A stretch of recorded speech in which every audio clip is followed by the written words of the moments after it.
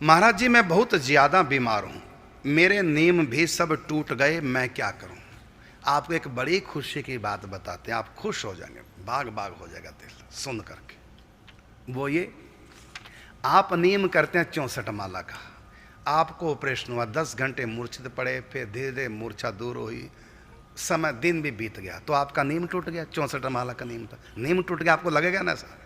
लेकिन आप विश्वास कीजिए, भले आपने नीम नहीं किया, आज आपका ऑपरेशन था, 12 घंटे बेहोश रहे, मान लो, दिन बीत गया, से नाम नहीं कर सके, दर्द में कर रहे थे, 64 माला नहीं कर सके।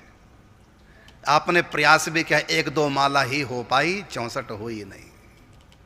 विश्वास कीजिए, आपका नीम टूटा ही नहीं। आपके नाम से सिद्ध लोक में, जो महरलोक, जनलोक, तपलोक में संत रहते हैं, वो आपका नीम टूटने नहीं देते।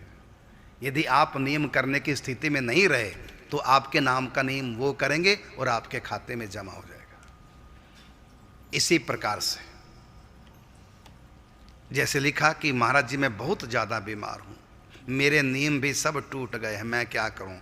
नहीं टूटे हैं, फिर भी आप, यदि आपका अधिक नियम है तो थोड़ा कीजिए, जितना कर सकते हैं उतना तो करो, बाकी कमी रह जाएगी, उसको ठाकुर जी का विधान पूरा करेगा।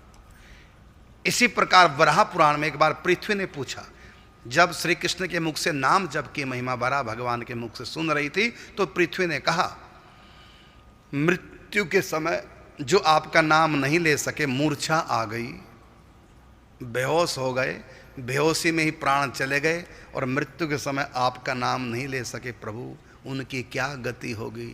तो वराह भगवान ने कहा, मृत्यु के समय यदि मेरा नाम नहीं ले सके और जीवन भर मेरा नाम लेते रहे थे, तो अंतिम जब उनके श्वास निकलेंगे, तो मैं स्वयं उनकी जीभ पर बैठ करके उनके नाम से नाम लूँगा अपना, और उनके खाते में जमा करके उनको मुक्त कर दूंगा माया से। ये मेरी ड्यूटी है। इसलिए भगवान ने कहा, जो तू आवे एक पग। अच्छा, हमारे और भगवान के बीच में 61 कदम का अंतर है। कितने कदम का दूरी है? 61। तो भगवान ने क्या कहा, जो तू आवे एक पग और मैं आऊं पग 60। मिल गए एक पग में। कहां चलना पड़ा? 61 एक पग चला था बस, इतने में ठाकुर जी आ गए, 60 पग चल करके आ गए। तो जो तू आवे एक पग मैं आऊं पग 60। तो उस बीमारी की अवस्था में जितना आप कर सकते हैं कीजिए, जो कमी रहेगी उसको ठाकुर जी पूरा करेंगे, लेकिन नियम टूटेगा नहीं। यदि आप जानबूझ के नहीं कर रहे फिर नियम टूटा माना जाएगा। भूल गए या नहीं किया, मन ही नहीं किया वैसे, तो फिर तो नियम टूटा।